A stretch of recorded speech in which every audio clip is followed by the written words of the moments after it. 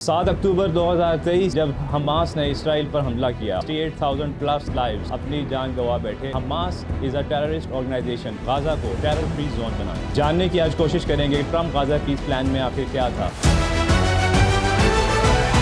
चंद दिनों पहले पेश होने वाला ट्रम्प गाजा पीस प्लान, जो कि अब तक बेयारो मददगार था, but now that plan has got its father.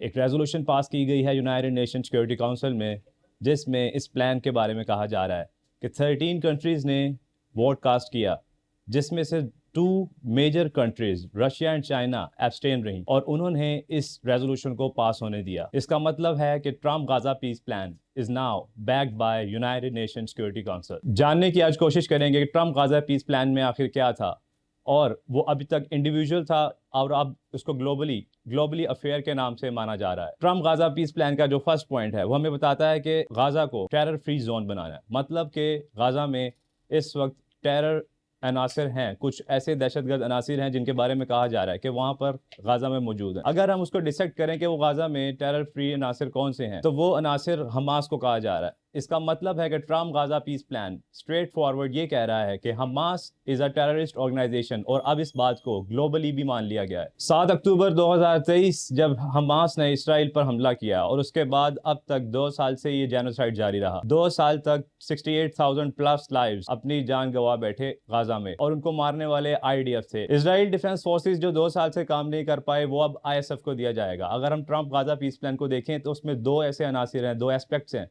जो कि अब तक वेग हैं, अनक्लियर हैं। एक है ISF और दूसरा है बोर्ड ऑफ पीस।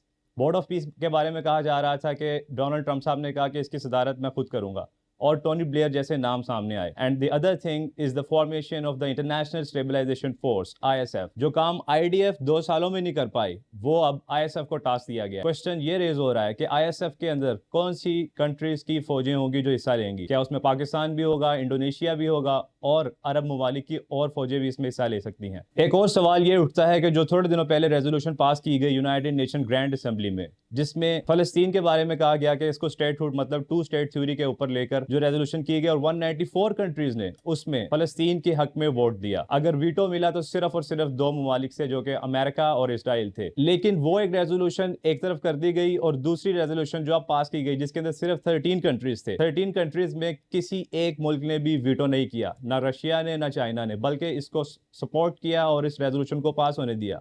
इसका मतलब ये है कि यूनाइटेड नेशन में जो इन्फ्लुएंस सबसे ज्यादा रहा है अब तक, वो यूनाइटेड स्टेट्स का है।